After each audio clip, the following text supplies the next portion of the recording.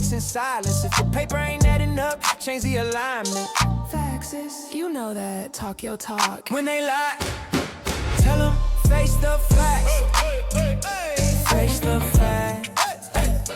Face the facts. Face the facts. You know, keep it real, watching reels with the best interview. I'm a mess, watch me move. TV. Yeah. Yeah, got flutes in the coupe, got strings in the trunk. Mix the lo-fi with the funk, yeah, that west side slump. Face the facts, I'm a boss, not a myth or a rumor. Laugh all the way to the bank, real sense of humor. Violin play like a symphony divine, while she FaceTime here with the glass of wine. Talk slick, baby, I'm a real one certified. Money multiplies when the truth don't hide. What it do? Talk that, ayy, ayy. I'm the sauce in the stew, marinated in game. Ain't no shame in my hustle, ain't no faking my name. Got receipts for my work, check the stats on the dash. They be capping for the cloud, I just face the facts. Too short voice, if you broke, that's a you problem. When they lie, tell them face the facts. All right. Hey, man, I'm good, OG. How you feeling? I'm good, man. I'm good. Right on, man. I really appreciate you for coming through, you know. Oh, yeah. Like I said, with, you know, us, obviously, being where you from, Right. I'm from where I'm from. Right. I really appreciate that. You know what I'm saying? Because, you know, truth be told, sometimes it's not easy. You know Right. what I mean? Reaching out, some people, they be a little skeptical. You Yep. know what I'm saying? Yep. Because, you know, The politics. and, exactly, the politics and stuff like that. But it's just like, man, it's really important. That's why I appreciate you on that level too. You Right. know what I'm saying? Sure. Because it's like bridging the gap Yeah. for me. You dig what I'm saying? Yeah, And I'm yeah. like, you know, I do have a lot of homeboys on the channel and stuff like that, but I felt like it was important because, you know, you start home. You know Right. what I'm saying? Got And to. nobody really know about my channel, so it's only right, you know, you start off with your friends and Right. people you know. You dig what I'm saying? Yeah. But I was like, you know, make no mistake about it, this is not like a Linkin Park podcast. Right, I'm You know what already I'm knowing. saying? It's Yeah. not that, you know. Yeah. I'm definitely planning on, you know, branching out and networking and doing podcasts and content with people from different sides. Right. You dig what I'm saying? Because I don't care where you from. Me You know what either. I'm saying? Yeah. That's irrelevant. So I just want people to know that. You know Yeah. what I'm saying? Yep. And so yeah, again, I appreciate you for coming through. All day. No you know problem. what I'm saying? Yep. So all right, man, let's get into it. Now, we got LIL CS in the building, right? I'm sure. So I've seen some content with you, Right. You know, just looking into stuff like that, Right. and going back, you know, with how you came up, right? Right. So let's talk about that. What was it like coming up for LIL CS? Shit. You know, grew up in East Dago, of course, right? So Mm-hmm. over there at the time, like I said before in previous interviews, when I first moved over there, I was a kid, probably 5, 6 years old. And our neighborhood at the time was ran by the homies. Well, they the homies now. We cool with them, the East Side Mexicans from East Side, right?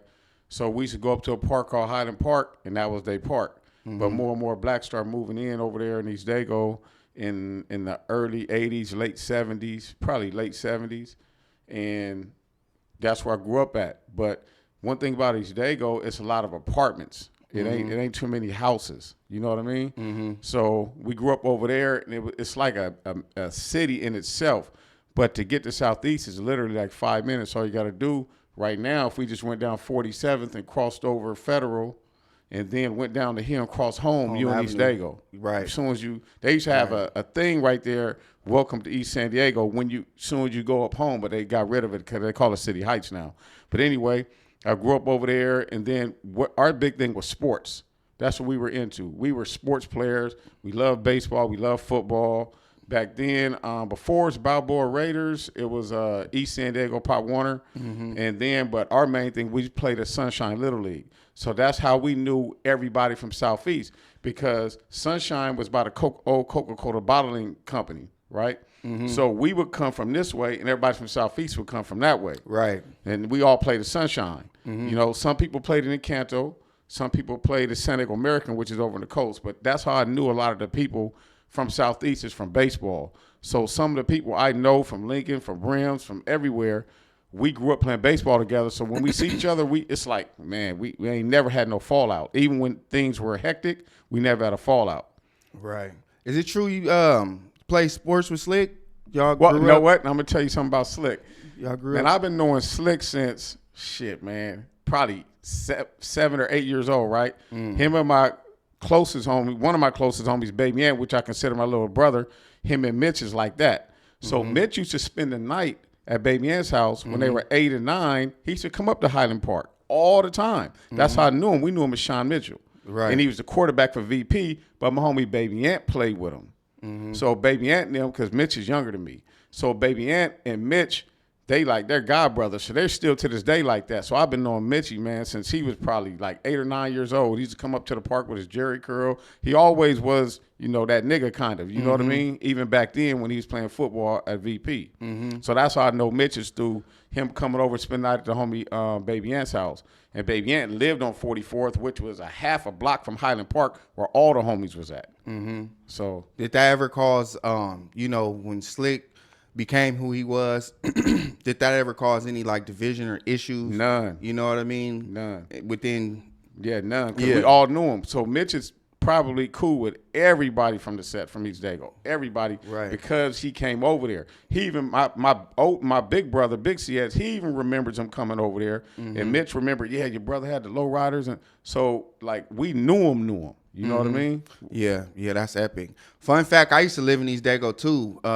Back in the 90s, my mom ended up moving to Lincoln Park in like 99. But prior to that, we lived in East Dago right there off of 54th, right there by Hoover. Oh, okay. You know what I'm saying? We stayed right there for like a while. If like, she was on 54th, that was Crawford. Not 54th, but I was young. I was like 8, like I said, when we moved. I was like 9. But it's 54th, and that's not by Hoover? Nah. El Cajon? Hoover's 44th in El Cajon. 44th, my bad. Yeah. 44th. Yeah. Used to stay right there because my sister went to Hoover. Okay. She went to Hoover High School and all that shit. Right. So yeah, I used to live out there, man. But I was young. Right, You know what I'm right. You was saying? a kid. Yeah, I was a kid. So growing up there, we were playing sports like I was saying, and then I would say, we was playing sports, but at the same time, the older homies was on some other shit because I was still one of the young kids then, right? And that's when PBI started, which is Playboys Incorporated. That was the original set from East Dago was PBI. And back then, Emerald Hills called themselves OBB, Original Bunny Boys. And then I don't know their history because that's not, that's their hood politics, but I think at one point even the Brims was just called, they said Gangster Players, GP. And so everybody was on some Playboy shit back then.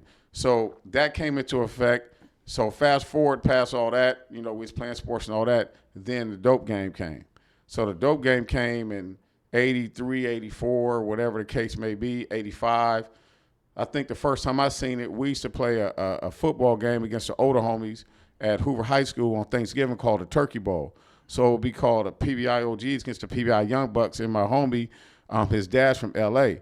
So his dad was the first one. His dad, when he came down from L.A., went to visit his pops, and he had some rocks. He said, man, I said, what the hell is that? He said, man, this is rocks. This is what they selling in L.A. This was like 84, before 83, 84, before it even hit Dago. I said, damn, he said, this right here is like $300. I said, that little shit? I said, yeah.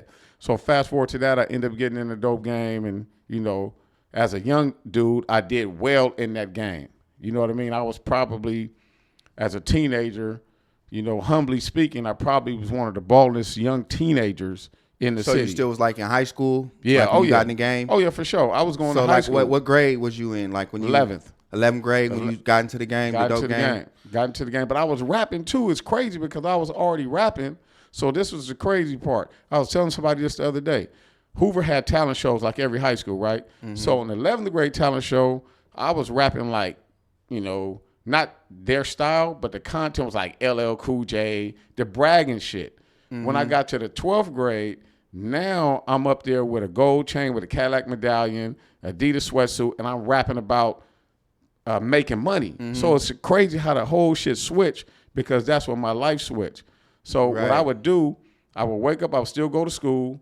I would come home, get out of school 3-something, go to 4-4, because that was the main street where we slung at, right?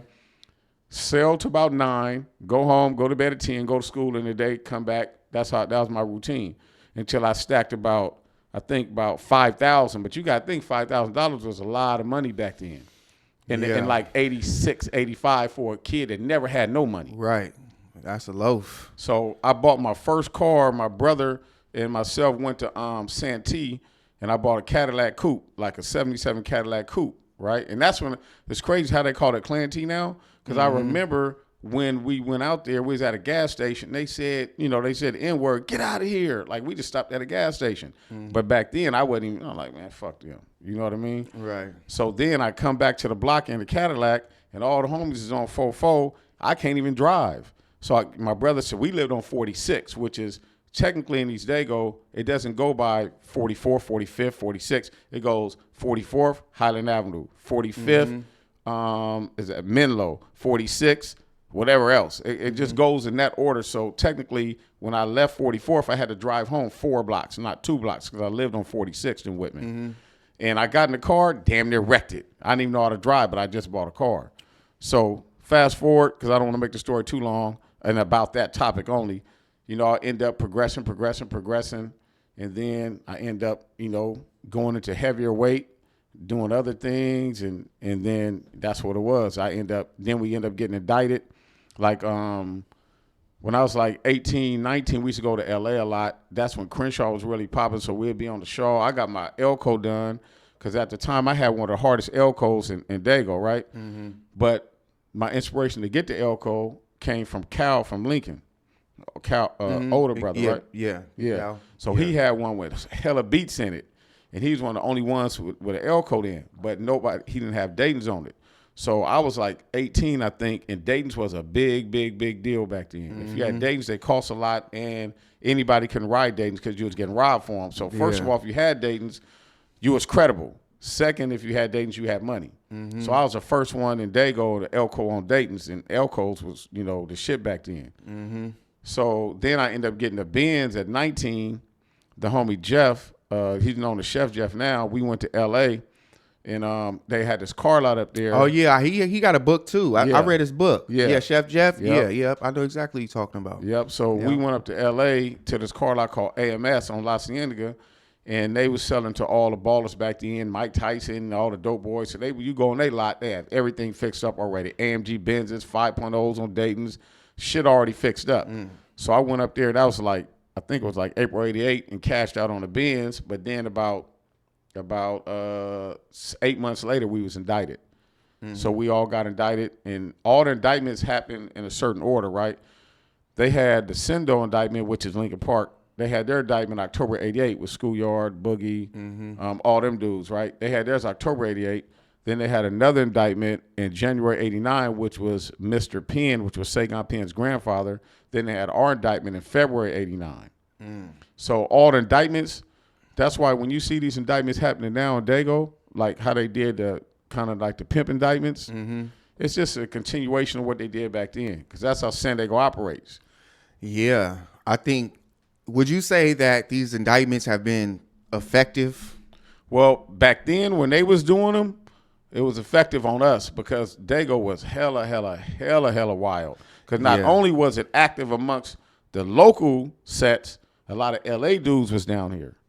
So it was hella wild. So I think when they indicted, like they had Lincoln case, Sendo case 88, Mr. Penn 89, us February 89. Then they had Operation Blue Rag and Operation Red Rag in like 90 or 91. Once they have all them, it kind of calmed down. It kind of calmed down a little bit. But I was gone, so I don't know what happened in the 90s. So how long was you in the game before getting indicted? That's what's crazy about it. Probably, started 16. I would say I started at 17. No, I probably started 16. So 16 to maybe 19. You know what I mean? So the 3 years of doing that, it don't equate to the time you do. It's the trade-off ain't there. You know what I mean? But how we thought back then was we seen a gang of homies catch certain cases, and everybody on their first offense, you get out, you get probation, you don't get a lot of time. So back then we thought, man, if we get caught, we just gonna do 2 years. But then they came with this crack cocaine law where 1 gram of crack equals 100 grams of powder. So that means if you had 50 grams of crack, you had a 10-year mandatory minimum sentence in the feds. So what they did to get you in the feds is they made it a conspiracy and put you on a case with a bunch of people, right? Because if not, it's just a state case. And they know if you go to state case, you might fuck around and get drug diversion. You might not even go to jail. Right. But if you go to the feds for a first offender, you got a minimum mandatory 10 years. So I was only charged with 2 ounces and got 12 and a half years as a first offender that never had a felony. So the 3 years of so-called balling, that shit wasn't worth it. It wasn't worth it at all. You know, thinking back like how things was then, and like, you know, how things are looking now. Like for instance, like East Dago. You know, the demographics is changing. The demographics is just changing everywhere in San Diego. Hella. Period, point blank. Like, you know, as far as definitely like black people, you know, we make up a small percentage, and the prices is just keep going up. It's skyrocketing. Can't nobody, you feel what I'm saying, afford nothing. So most people end up, you know, going to Vegas or Texas, Arizona or something like that. You know what I'm saying? But I'm saying that to say, just thinking back, the different times.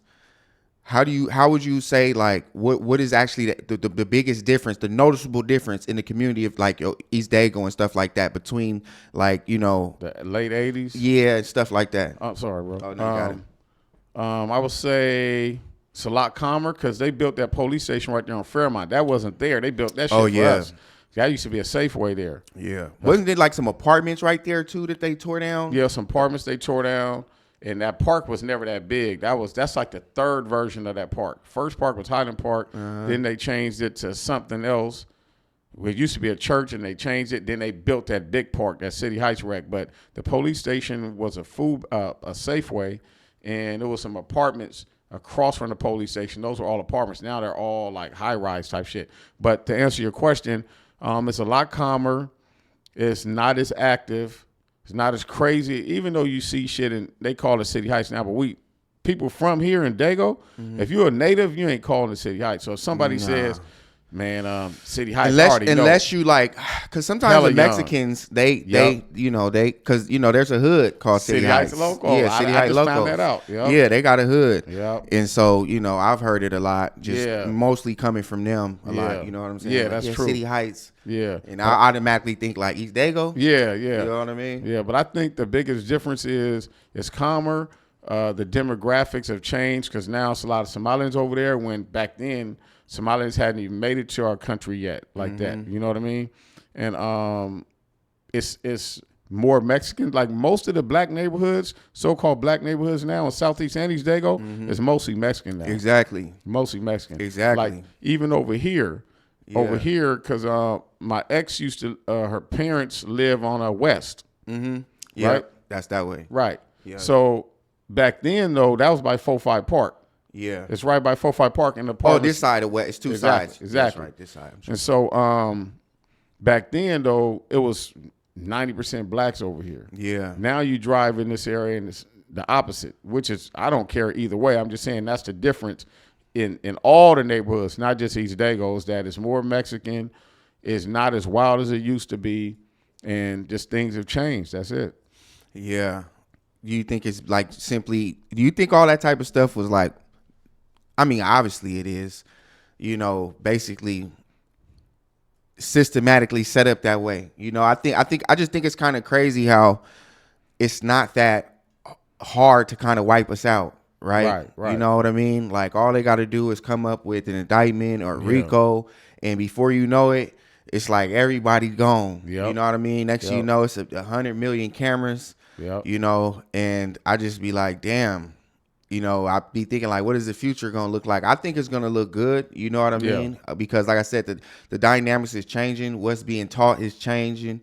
We in a day and age of information. You know, it's a lot easier to learn stuff now.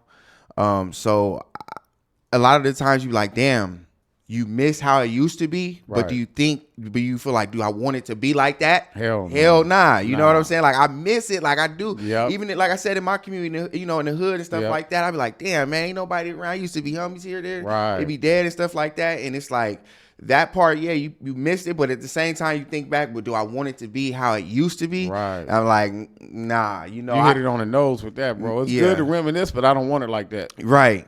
You know what I'm saying? Yeah. And, you know, a lot of people, like, when it comes to dago, and, you know, people be trying to compare, you know, they be like, oh, you know, dago is like LA and all this. No, it's not. Nope. You know, people, you know, always want to, you know, try to make it seem like, you know, dago is active. Don't get me wrong. You know, it goes down like that. But, like, let's just be real. Like, it's peaceful out. It's been peaceful. Right, You know what I'm saying? And I'm proud of that. Right. I think that's a good thing. Right. You know what I'm saying? Yep. I don't think, you know, trying to brag like, oh yeah, it's active out here. That's not. It's crazy. I see that shit online, especially from people like, that are non-black, real. right?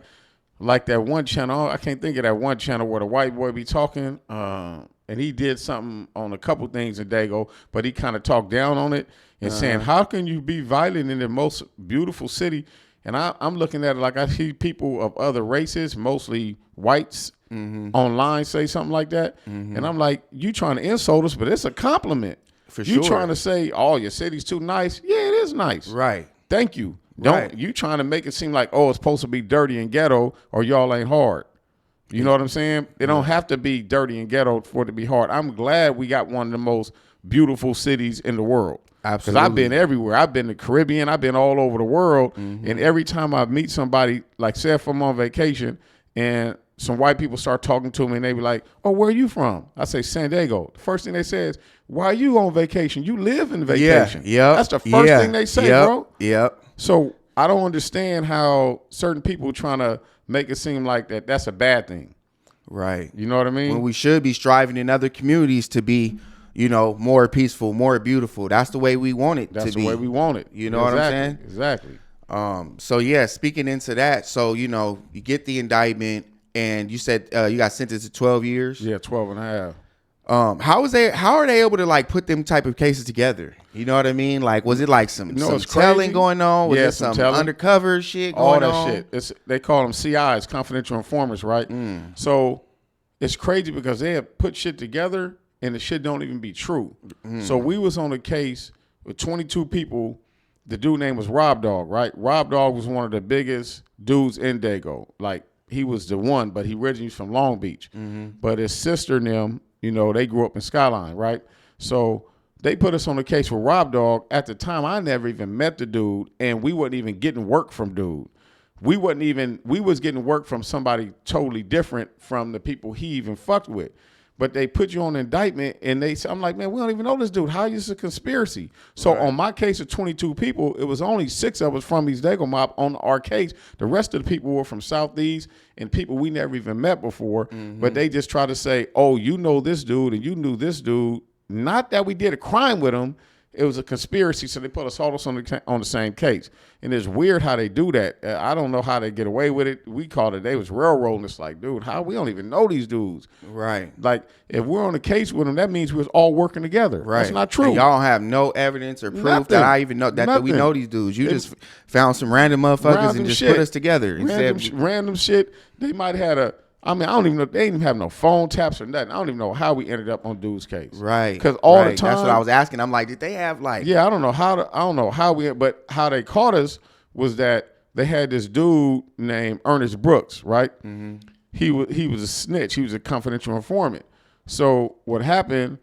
One of the homies used to live in the Brims when he was a kid, kind of like how you were, but then you moved somewhere, and you from where you moved when you was really the kid shit don't count. You know what I mean? Right. So when he came over there, he was with us, but he knew this dude from the South. Right. And so when dude came around, dude was like, yeah, I want to buy some work. And the first time I met him, he rubbed me the wrong way. I don't really like this dude, man. So I told him I don't really like. Nah, he's straight.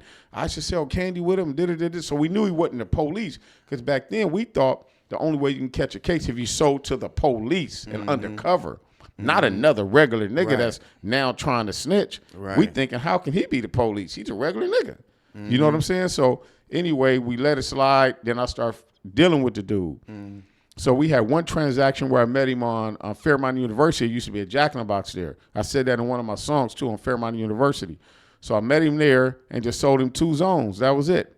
And I took him out of my glove compartment and gave him 2 zones. And then he indicted. Then we got raided at one of the other homies' house, and the house was in my homie's name, but dude was the one that told the police. So he's the one that got all of us, right? On either he told where the work was at and they raided, or we sold to him directly. So when you sell to him directly, it's like selling to the police. Right. He You know taking what I that mean? shit right back to them. Right back to them. It was a monitored sale. It wasn't recorded, but it was monitored because I don't know if they had the high tech shit back then. Right, right. So anyway, dude, long story short, that's how we got indicted. And then the other people on the case, they had different instances, but they all linked us together and said it was a conspiracy. They called it the Robert Moore Organization. I'm like, what the fuck? I don't even really know dude like that. But crazy part is that the dude end up, when I come home, I heard dude was working at Adams Rec as a coach or something, right? Adams Rec over there like in Normal Heights. So dude ended up getting arrested for child molestation, bro. Dude was a pedo, and he ended up getting a life sentence. He's locked up right now for that shit. Man. For that shit. And I never know. So that's how they got us. It was a controlled sale. They called it a controlled sale. I sold to a CI, confidential informant. Okay. So it wasn't no phone taps. It wasn't no nothing. You know what I mean? That's how they got us. And you was you said 19? 19.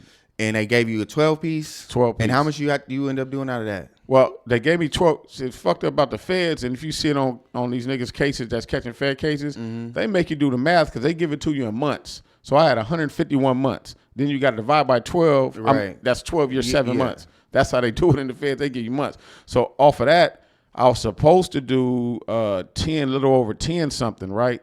But they had this program in the Feds called DAP program, drug abuse program. And the only way you can get in that if you had some type of drug abuse on your problems. Now, mind you, I never done drugs in my life. I don't smoke. To this day, I don't smoke weed. I don't drink alcohol. I've never been drunk in my life. I don't do drugs. I never did it when I was a kid. I never did it as an adult, right? So one time I'm in my Elko in East Dago, and at this time East Dago was hot. This was 87. Whatever year the Super Bowl was in Dago that year, it was 87 or 88. Nah, I hadn't had an Elko in 88. It had to be in, so it was 87. So I'm going through East Dago, and I got and the Elko had 4 10s in the back, so my music was hella loud. Niggas can hear me like from 3-4 blocks away. So the police at this time, it was so hot, they was on foot patrol. They just walked through the hood, through East Dago on feet. So they seen me coming. I bank in the alley, and they pulled me over. And then I just start talking shit to them because I'm young. I don't give a fuck. I'm talking to them, telling them how much money I got. You motherfuckers is police. You working, I make more than you. So then they said, hey, I think he's under the influence. Man, I ain't high. What the fuck is you talking about? So I started going off on them. And then they arrested me and put me in the back of this van because they had the big van back then. They called it the paddy wagon. They hog tied me. So my feet and my legs were tied together and I was laying on my stomach. So they drive into the van and I'm just going like this and they swing me back and forth. Anyway, they take me to the county and take me to the detox tank. So first they take me to test me, see if I was high, which they knew they wasn't. Right. So they take me to detox and stand there for 3-4 hours. The case got dropped because I never was high. Fast forward to the feds, the only way you can get in that program is if you have some type of arrest for alcohol or drugs on your record. So that arrest, even though I wasn't convicted, it was in my PSI report, which is a program sins investigation, that I got arrested. That got me in the program. If I never, so my brother never qualified for the program. He had to do all this time. So that program, what they do is they let you out 18 months early before your sentence. For your release. My release date was January 1st of 2000, right? So we got indicted February of 89. So I was in for February 89. I was supposed to get out January 2000. When you get that program and you complete it, they let you out 18 months early, but you go to the halfway house for 6 months. If you make it through that 6 months halfway house, that's when you get that other year off for the 18. Right. If you mess up in that 6, you go back for the whole thing. So I got out 18 months early in July of 98 when I was supposed to get out January of 2000. So that's how I got out. So I ended up doing 9 years, 4 months. How was your time in the feds? Were you, learning things in there? All what that. I'm saying? Was that I understand that probably was when you got locked up, that pretty much was the end of your dope career. Right. I'm for sure. I'm assuming. Yep. But when you was in there, was you prior to you getting locked, actually no, not prior to you.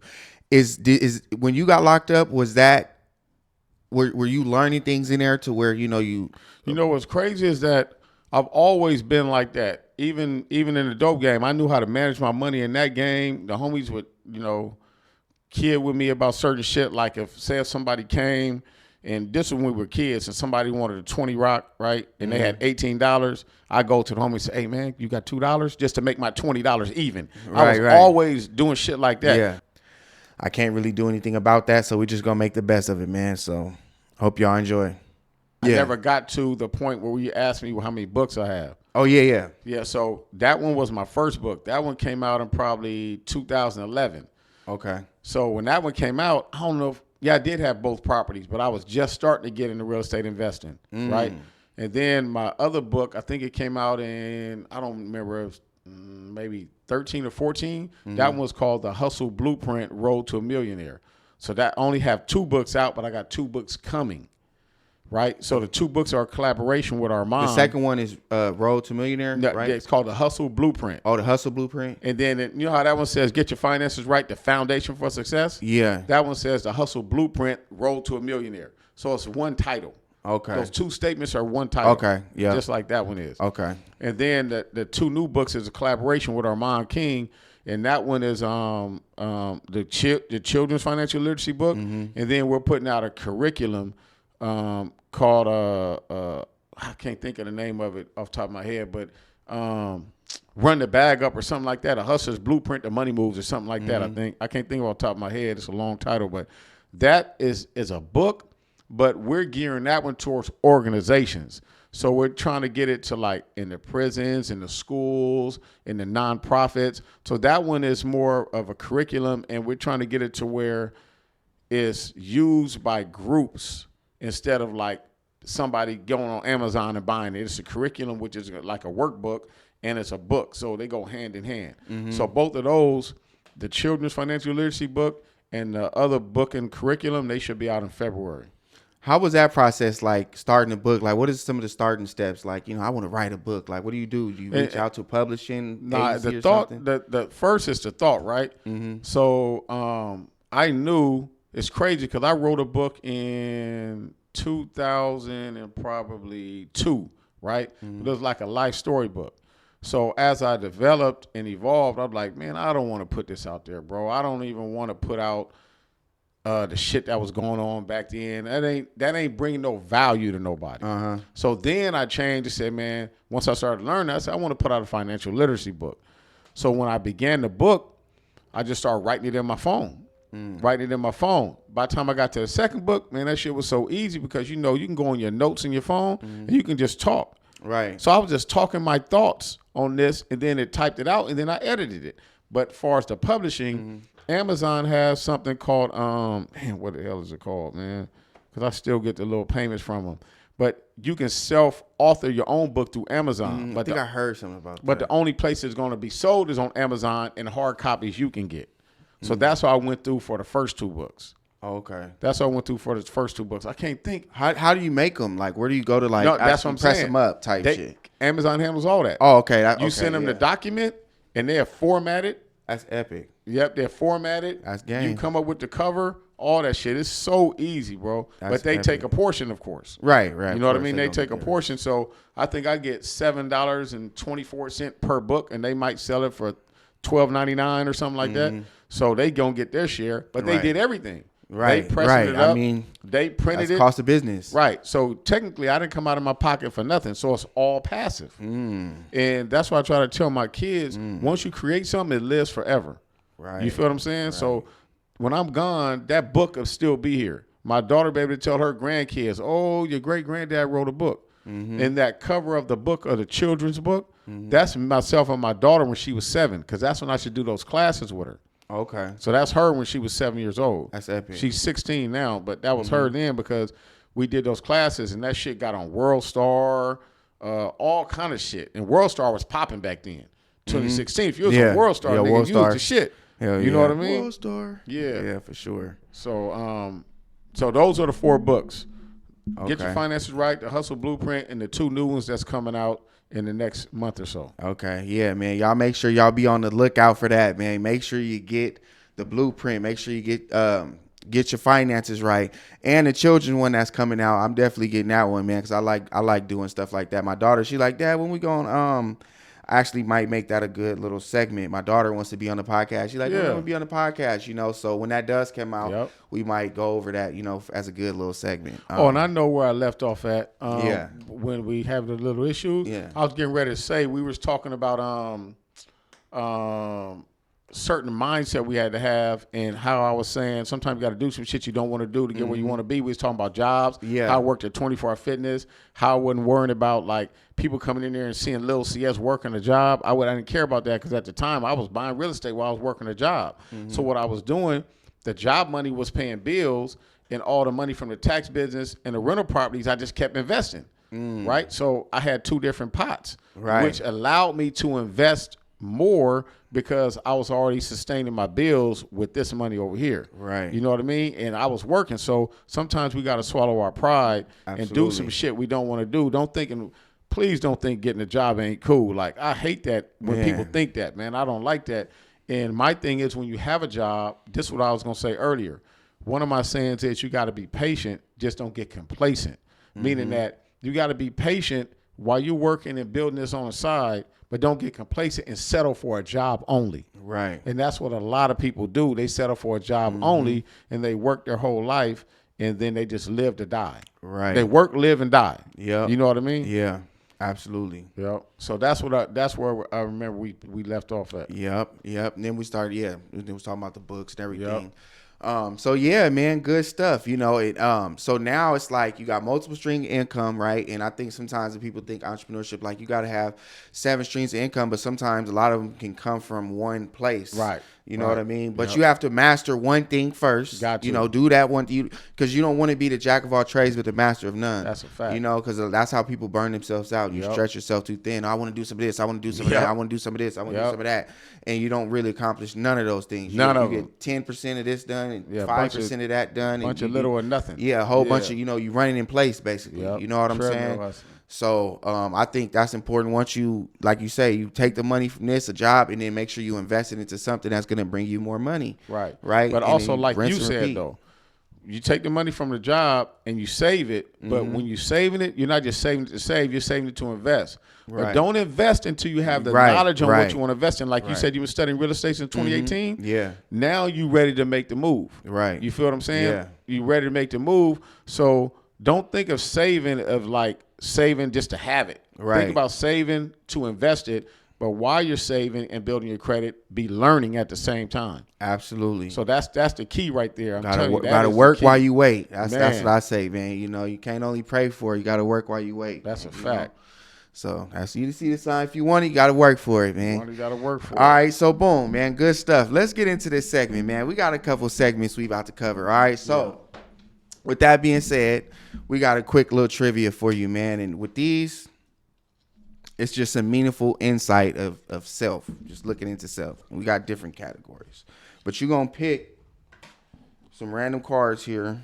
Hey, one thing, my fault for looking at my phone, y'all. I got a plumbing situation at one of the rental properties, so I have to be on call for that if the plumber called me. So if you see me looking on my phone, ain't no disrespect to the homie face. No worries. No disrespect to the watchers. It's Face to Facts TV, man. We do what we want to, man. Make sure, like, man, dude, looking at his phone. Nah, I got an emergency plumbing situation. Sometimes I do that too, but it's because I might just go through my content notes or something. Right. I might have something I might have missed. Just want to look at it real quick.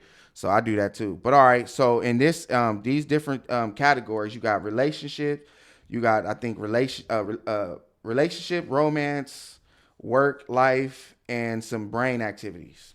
Mm-hmm. So you're just gonna pick one. Okay, boom. All right. Nope. You just pick it. You don't look at it. Oh. You don't look at it. Just pick it. All right. Now pick a purple one. Oh, don't look at it. That's right. Don't look at it. Don't look at it. I mean, it really don't matter. It's not like it's a game. Grab your yellow one. All right, cool. We're going to see what we got here, man. We're going to get some insight. Little brain food. Yeah. All right. This one is relationships. Who is the person in your life you want to thank the most and why? Moms, of course. Easy answer. Yeah. She RIP right now since 2016, but definitely her for sure. That's right. You know what I mean? For sure. Yeah, absolutely. When you think, okay, this one is life. When you think about priorities, are yours on the right track? Definitely. Because priorities to me are my kids' future. You know what I mean? Priorities to me is getting to the point where my bills are so low that I don't need to make a lot of money to be comfortable. Right. And I love to travel. So those are my things that I want to do with my life. I don't want to look back on the deathbed and say, man, I wish I would have traveled more. Man, I worked all the way till I died and didn't enjoy life. So my thing is trying to keep my bills low. It ain't even about how much I'm making. If what I'm making can cover the bills and some, I'm cool. You know what I mean? Yeah. So that's my priority is my kids, of course, setting them up so they don't start from scratch, and then just maintaining a lifestyle where I'm comfortable. And don't have to work until I die. Right. Absolutely. I love that answer, man. Yeah. I couldn't say any better. All right. This one is desires. What's your favorite way to receive affection? Oh man, let me think. If it's not physical, I would say respect. Respect from a woman. You know what I mean? Respect from a woman, and their perspective and logic means a lot. Like if our logic is different, our perspective on life is different, it ain't gonna work. You know what I mean? It ain't gonna work because we think too differently. You know what I mean? So, right. and logic and perspective, it goes a long way. And the main thing I always focus on, and you'll see me saying in a lot of my posts, is character. I'm big on character. Once I see a person's character is flawed, I don't fuck with them. Right. And I believe, like I think it's in, I don't know if it's that book. No, it's in the Hustle Blueprint book. I have a chapter called "Your Character is Your Brand." So what that means is, if you have good character, people buy into you. They like you as a person. Yeah. Once they like you as a person, they will support you. Absolutely. So a lot of the rappers that we like them because who they are as a person. Jay-Z, Nipsey, whoever. We like them how they carry themselves. And then we get into their music. You know what I mean? So that's the answer to that question. Absolutely. What are some ways, this is emotional intelligence. Oh, man, I love this one. Yeah. What are some ways you can cultivate more self-love and acceptance of yourself? I would say this, the most important conversation you have is the one you have with yourself. Man. And what that means is, what are you telling yourself in your head every day? Are you telling yourself, oh, man, I'm all fucked up? Or are you telling yourself, man, I'm blessed, man, I'm healthy, I can still make these moves, I have this knowledge, let me try to execute.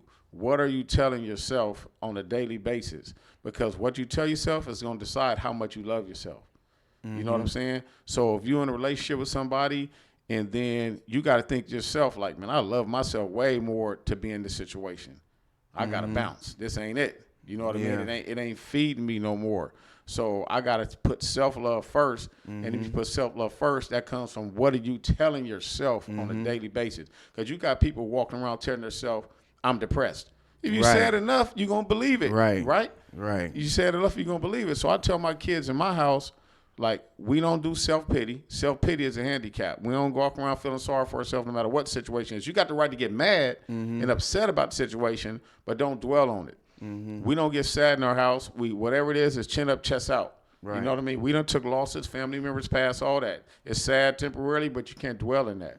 You know what I mean? So I think, to answer your question, the most important conversation you have is the one with yourself, and you got to tell yourself that you love yourself, and you got to tell yourself positive shit. It's kind of simple, but it's hard at the same time because a lot of shit will be going wrong in your life. So it's hard to tell yourself good stuff and a lot of shit is going wrong. You know what I mean? But that's what it is on that. That's emotional intelligence, bro, that's key. And I'm gonna tap into this real quick on the relationship status when it comes to emotional intelligence. I literally been telling my daughter, because she's 16, my son is only 11, so I'm sprinkling with him, but not a lot. I'm telling her emotional intelligence is key in relationships. Do you know how many relationships ruin lives from a relationship? A dude to crash out, a girl to crash out. I was just talking about that last night. You got to keep your composure under all circumstances. I was telling my daughter this a few months ago, right? Then a little girl got stabbed at Santa Cedra High School. I said, Camille, did you hear what happened? I said, yeah. I said, why you think it happened? That was the boyfriend. See, he didn't have no emotional intelligence. He didn't keep his composure. The new recent incident with the 2 people that got killed with the 3 kids in the car, the Mexican couple. yeah. The ex-baby mama come over and killed both of them. That's what happened? Yeah, it was an ex-baby mama. Wow. Killed her baby's dad and his new girlfriend. Wow. Right? Wow. But that's emotional intelligence. Yeah, you know what absolutely. I mean? So what I'm big on, and this is what I do with my kids, besides, because we were brought up to where your parents say, go to school, get education. Man, it's way more to life to teach than that. And it's way more than giving your kids a roof and food. You got to pour into them daily. You got to give them this game. Like, you got to have good character. You got to have integrity. Absolutely. You got to have emotional intelligence. You got to know how to be in a relationship. You got to teach them what not to tolerate in a relationship, because that shit can fuck their life up. Yeah. You know absolutely. what I'm saying? Yeah. They can fuck their life up, especially for boys, because we got to keep the emotional control. Absolutely. Because most DV cases are from men. Yep. So you got to teach the kids that. I got some. I know. Right. You got to teach the kids that, bro. You got to teach the kids that.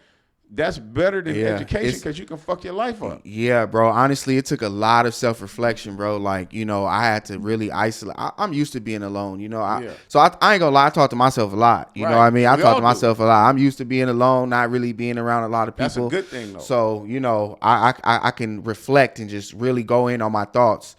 And that is a real big thing. You know, it's very, very, very important, because most women, they not to get too deep into this topic, but a lot of the time a woman knows she can't whoop you. You feel me? So the best defense or the best weapon they have is their mouth. And they going to use it to the fullest ability, and they going to say some shit to make you want to do some stuff. And a lot of the times when you do have emotional intelligence, you have composure, and you're insightful on these type of things, and you try not to, they'll even go farther. They'll go further, go harder. You dig what I'm saying? So it can be very, very tricky, and you need to be aware of that, because you can get tricked out of your spot when you don't have emotion. A lot of dudes are in prison, you know what I'm saying, because they snapped because the girl cheated, or because you found out. And you know, you get it sometimes. It's like, bro, wait, what you mean to tell me this kid is my brother's? Right.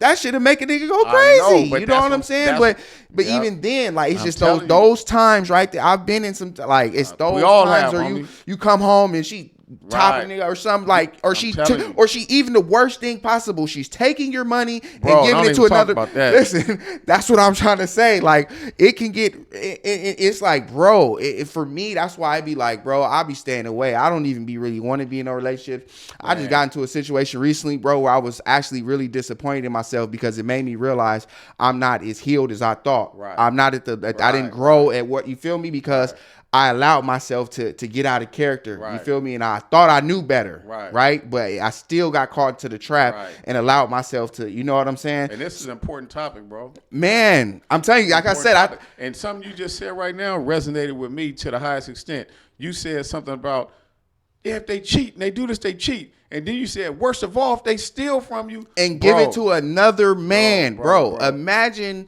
she clean out your bank account, give it to another nigga. He in a whip, a house, all man. I can't talk about the story I got to tell about that. How she just did. That's how you end up doing somebody. I'm telling you, I got a story to tell about being stolen from, but I ain't gonna talk about it now. Me too. It'll come later. You know what I'm saying? But it was a lot of money, and I kept my composure. You know what I'm saying? So I ain't gonna even bring that up right now. But just know, in the future, that will come out. But at the same time, you gotta be. But what you said made so much sense, right? Because fuck the cheating. I can't control what this broad do. If you want to fuck, go ahead. You've been doing it before me. You're going to do it after me. Honestly, bro, I swear to God on my kids, I don't give a fuck if a broad that's your body. That's your body. I can't control that. I don't care. I don't change the price of buttermilk. I saw a dude on TikTok. He said he made a hell of a thing. He said, bitch. He said, you think fucking nigga gonna hurt me? You got me fucked up. That'll hurt your dad and that gonna hurt me. Yeah. I laugh like a motherfucker. But anyway, that's my point. Who gives a fuck for broad fuck? You said exactly how I feel. The worst thing if they steal from you. Man. Because that's a character flaw. And that shit will take you over the edge, bro. Yeah. Most niggas will snap on that.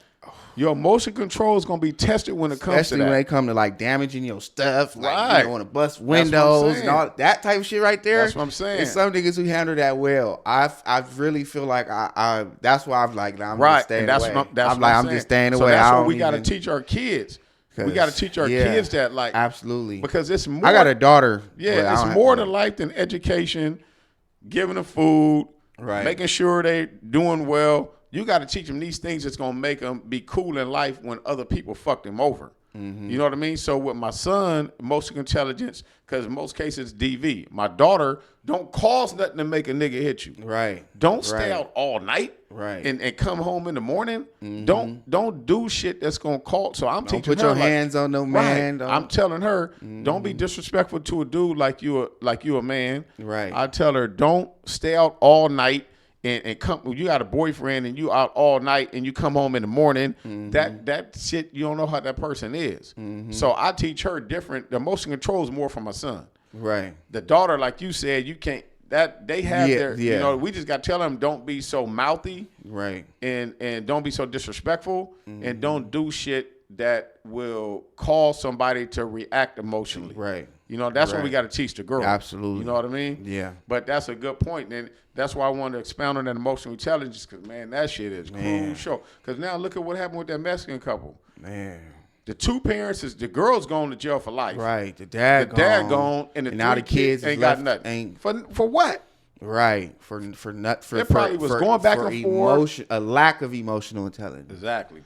You know, Exactly. so yeah, Yep. that's sad. And I think this is the last one. Yeah, it is. This one is consultation. If you could travel back in time and meet your teenage self, what advice would you give yourself? That's a good one. That's a good one. Shit, man. God damn. Man.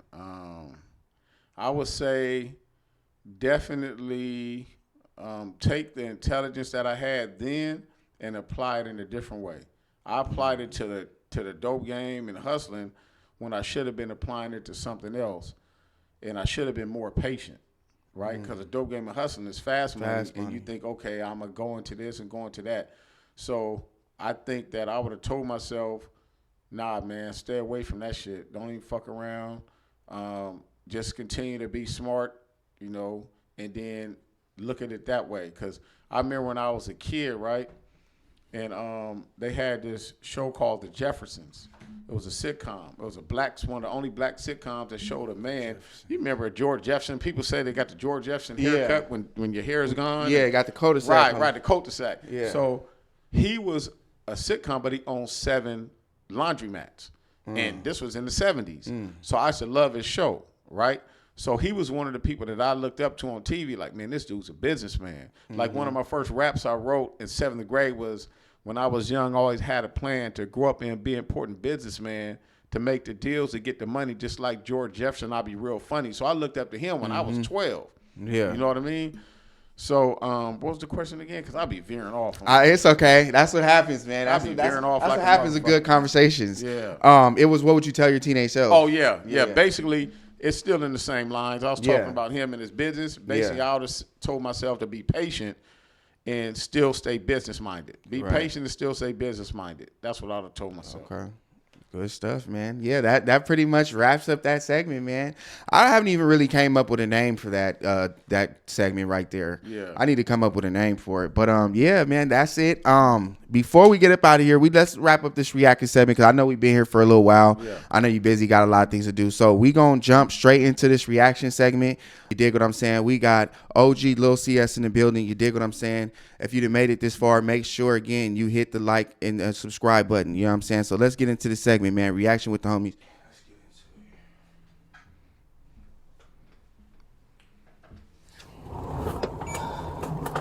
You see the screen? Refuse to pull over. Take a road. Yep. Pull over. To a park towards the area. So it looked like he's trying to stop him on his little e-bike or some shit. Oh, okay. After refusing to pull over, Baker rode his e-bike into a park. Is this Dago? No, I don't think so. Oh.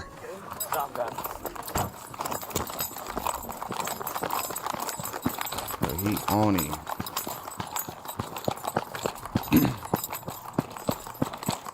Is it a kid on the e-bike? I'm not sure. There's a description in the video. I just didn't. I should have read it. give more insight. Them kids be going crazy on them e-bikes, especially out there where I live, man. They be all up and down the street. Them shits is fun, though. I ain't gonna lie. Damn, where he at? Hey, stop. Oh, he's. Hey, stop. You ain't gonna run and catch him. Oh, He shot him? Shots oh, fired. hold on. Yeah. Drop the gun. Oh, he had a strap. He did? I guess it was quick. He couldn't really see it. He ran stop. up on him. Hey, stop.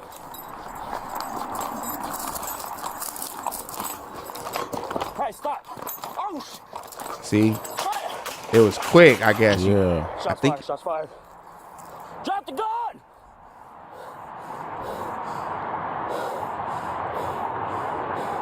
Yeah. See, shit happened that quick. Yep. Don't move. He threw the gun to the left. And that fool did have a strap, huh?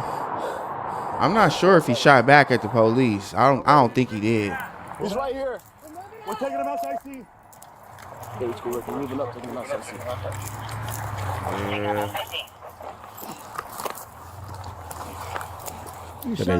Did they find a gun though? I guess I'd have to read the description. There's a description in the video. I should have read it so I can give better context to it. You know what I mean? But yeah, that was a crazy video. That pretty much was that. Sometimes, like I said, sometimes the videos be a little bit more descriptive. It gets into, and all that type of stuff. Some of these just be random raw reactions. You dig what I'm saying? Yeah. And we just give insight. And personally, honestly, that type of situation right there, I mean, he just caught that on himself. Yeah, for sure. You know what I mean? You pull out Especially a gun. if he pulled a strap. He must be on a suicide mission or something. Yeah. Because you pull a strap, you're going to die. Right. If that's what he did, you know what I mean? And he had plenty of time and space to get rid of the gun. Ben got rid of it. You had a big gap on the police before he even caught up with you. Yeah, he could have been done. You could have been got rid of it. So obviously you was thinking, like, he tripped out. I'm going out. You know what I'm saying? He tripped out like a motherfucker. Yeah, man. He tripped out. Yeah, that was an unfortunate situation, man. Hopefully that young man pulled through. I don't know if he did. Like I said, I can go in the description. I might put it in the description of this video if you want to know. But anyways, you man. know what I don't like though about anytime when it come with the police, right? Mm-hmm. Well, this one, if he pulled the strap, then what can you say? You can't say nothing about it. Exactly. But what I hate online is that no matter what the situation is, the police can be dead wrong, no strap, just do something hella wrong. There's always people in the comments defending them, saying, "Oh, he shouldn't have resisted." Like they would call somebody not resisting, like not getting on the ground fast enough. I don't know, the smallest shit, and they say, "Well, he shouldn't have said this." Bro, that don't justify that shit. You know what I mean? Right. That don't justify it. So certain situations could be justified. I don't know. I'm not the judge to say what's justified and what's not. But I know that it's no matter what the scenario is, it's going to be somebody out there that's going to defend the police, whether they're right or wrong. And another thing, what people do, and I noticed this in all scenarios, and it reflects in this police shit too. People tend to side with who they're emotionally loyal to, right? So what that mean is if this is their people, they going to side with them whether right or wrong. You see that with celebrities. You got a motherfucker that will side with, Nicki Minaj. She might be dead wrong, but they're emotionally loyal. Or to R. them Kelly. people. Or anybody. You know what I'm saying? Right. So people that are emotionally loyal to anyone, they're going to defend that person whether right or wrong. Yeah. It don't even matter. Yeah. And that's what I see with the police situation. I mean, I'm full. Like I've seen it. Sometimes I'm gonna be honest with you. A lot of the times, the situation, the police are just acting totally radical, doing some just nonsensical shit. But and like I say, situations like this, I've seen situations too where it's like even. I don't want to say we've normalized police brutality, which is kind of what's been going on a little bit. Right. But at the same time, I want to say that it's important to know how to deal with these people, right? How to deal with the police, because we know they're very, very radical. They're very scared. They're all this type of stuff. right or wrong in this in a situation, you need to know how to deal with them. You can't be trying to fight them, argue like you said what happened with you, and they didn't hog-tied you up just for giving them a hard time. Shit. Yeah. You know what I'm saying? Yep. And then that could have turned into something else. You know what I Yep. mean? If you would have resisted, fought them and all that, and they shot you, you dig what I'm saying? Yep. All because of something that, you know what, you can handle later. I'm gonna go down to the police department. I'm gonna file a complaint and all that. Say shit. I ain't gonna talk shit. I ain't gonna do nothing. Right. You dig what I'm saying? And sometimes people think that, you know, this is the time for that. It's like, this ain't court. You want to sit there and argue with them. You want to be combative. Right. And if you know they're so quick to shoot you, the best thing to do is just cooperate as much as possible. Right. You know, right or wrong, just let them, and then persecute later. You know what I'm saying? In court. Because I do. You know what I'm saying? I go down there. I file complaints and all that type of shit. Yeah. So they know not to fuck with me. You know what I'm saying? So, like I said, just learning how to deal with these people, man, because some people just panic. You know, I think just from lack of encountering the police. Some people haven't even really encountered the police that's much. You know what I'm saying? And they see handcuffs and they think penitentiary or some shit. You know what I'm saying? Yep. So, and then they panicking and, you know. So, then they wasn't told, too. Like, even my mom's growing up, she would always tell me, don't be arguing with the police because they could do something to you. So, anytime we had police contact, you know, I was cordial except that one time, but that one time ended up helping me. You know what I mean? In the long run. But yeah, when it comes to the police shit, I'm like, I wouldn't say I'm anti-police. I just say that I don't fuck with the police for the simple fact most of them have all the same mindset. And what I mean by that is that you won't see them speak out against something they know is wrong. They're going to roll with their people no matter what. They're going to say little shit about Trayvon Martin. They're going to say little shit. You know, they're going to say little shit that goes against what the general population might think. And that's why, you know, like I know this one little dude used to play football with my older son, right? And I seen him recently. He's a police officer for schools, though, for school police. But he said he used to work in the county, too. Cool little dude. I love him, man. That's my little dude, right? I just hope that he doesn't adapt that mentality that they have, because they all have the same mindset. Like they're all anti something. They're all this. They're all, and they're wrong. If an officer is wrong, they're not going to stand up and say, "Dude was wrong." Right. You know what I mean? Yeah. They're going to roll with that same mentality, and that's the only thing I don't like is they have a certain mindset. Most law enforcement have a certain mindset. And that's what I don't like about law enforcement is the mindset. Now, you're going to have good and bad of everything. You might have a cool dude that might be straight up, but then the mindset of them, I don't know. That's why I don't really fuck with the police like that, because of their mindset. Yeah, like you said, I'm not really anti-police either, because I done got motions granted for them to return me my shit and all that. I don't be playing with it, and I keep a copy in my car. So whenever they do stop me, it's like, look, man, we could do this the right way or whatever. I'm not about to argue, fight with you or any of that. But just know you gonna see me down there at that apartment, man. If y'all violate my rights, no, you can't search my car. No, none of that stuff, man. It ain't happening. You know, I feel like that's just how to go about it. You dig what I'm saying? Y'all want to pull me out? Cool. All right, whatever. Do what you do. But you're going to hear from me. You know what I'm saying? It's going to be a problem, you know, so they kind of know, you know. And that's how I kind of think too. Like that law was under where I got 12 years, 7 months for a first offender. They changed that law. That law is called the crack law. That law was trying to get changed while we were in there, and there was people protesting. The judges didn't like it because they were sentencing young people to a lot of time for a small amount of drugs. Nobody liked it. It finally didn't get changed to like Obama got in, and I know some dudes that had like 30 years that ended up getting out for that, right? But my point of bringing that up is if I told somebody in law enforcement that I got 12 years, 7 months as a first offender for 2 ounces, they wouldn't have the reaction that a person that wasn't in law enforcement, they wouldn't sympathize with me. They wouldn't be like, yeah, that was fucked up. They would agree with it. Right. But an average person, you tell that, man, you never had a felony and you only had 2 ounces and you did. Man, that's crazy. So that's what I'm talking about. They wouldn't even relate or have any empathy towards a situation that was fucked up because it's on the law enforcement side. So they're one-sided. You know what I mean? Most of them are one-sided. So that's why I don't like their mentality. I wouldn't want my son to be an officer. Yeah, hell no. Yeah, I feel you. I don't like their mentality either.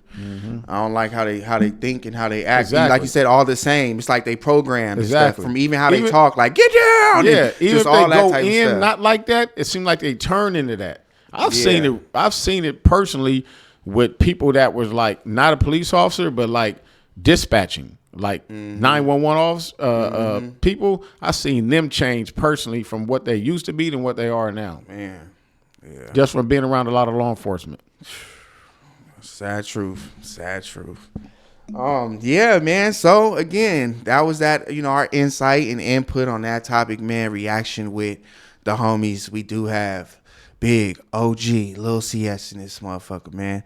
And before we get up out of here, man, let the people know where to find you, the latest and the greatest, your ads, Instagrams, websites, things of that nature, man. Okay, my Instagram is LIL CS 61944.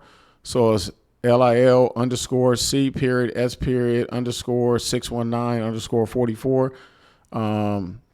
And that's about it on IG. I'm on TikTok, but I just go in there to scroll. I don't really post nothing on TikTok. And then, of course, I'm on Facebook. It's Dory Larimore. That's where I do most of I put a lot of my family stuff on there and the income tax business and shit like that on there. Okay. Matter of fact, speaking of the income tax business, let's shout that business out. The name of the business, man, in case because it is around that time. Yeah, it's around that time. Sure. So with that being said, man, let's shoot that business out there. It's called D&D Tax Pros, right? And been in business for 23 years, and I really believe my customer service is probably the best you're going to get. I'm going to explain your return 30 where you understand why you're getting what you're getting or why you owe what you owe. And I'll offer free tax advice and guidance throughout the year. No charge. People call me anytime during the year. We talk on the phone. I answer all their questions. I don't charge any money for that. And if you come to me and you want a quote on your taxes, that's free also. So let's say if I give you a quote and you like, oh man, I'm gonna go somewhere else. You don't owe me anything, and I still will give you the free advice. I mean, solid business. I'm really gonna help you understand your taxes and get you the biggest return possible, and at the same time make you have or help you have an understanding of how this shit works, how the tax system works. Because like I said, I have 23 years experience, and I'm pretty knowledgeable on personal taxes, business taxes, S Corp, C Corp, LLC, partnership, anything you can think of, I know when it comes to taxes. Well, you definitely be hearing from me. Yeah. Because I do need like a tax strategist. Sometimes taxes we get a little complicated and stuff like that. So I would like, you got my vote. Shit. And I'm certified. I just don't do it on the side. Right. I've been certified for 23 years. It's official. That's right. Good stuff, man.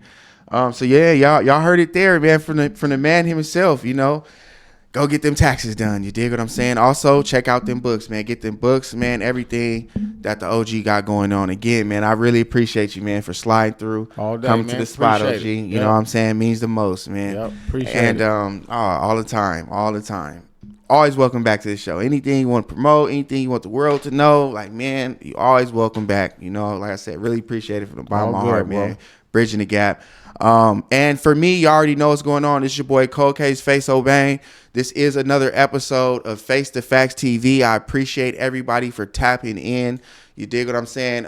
Like, comment, subscribe. ColdCaseClothing.com if you want to get your apparel, your merch. You already know. And let me see. Instagram, you already know, it's Face to Facts TV. Cold Case 13 for my personal page. Cold Case 317 for my personal page.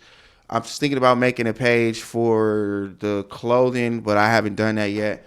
And like you said, TikTok, I just made one because people are like, man, you should make one for your podcast, whatever. I'm like, all right, I'll make one. But I'll be trying to keep my distractions to a minimal. You know what I'm saying? I don't need another platform just scrolling. That's enough of that on Instagram and Facebook and stuff. So, yeah, man. But again, I appreciate y'all for watching, man. We up out of here. I ain't going to lie. I'm hungry. I'm about to go get me something to eat. And appreciate y'all for watching, man. This is another one, and we out.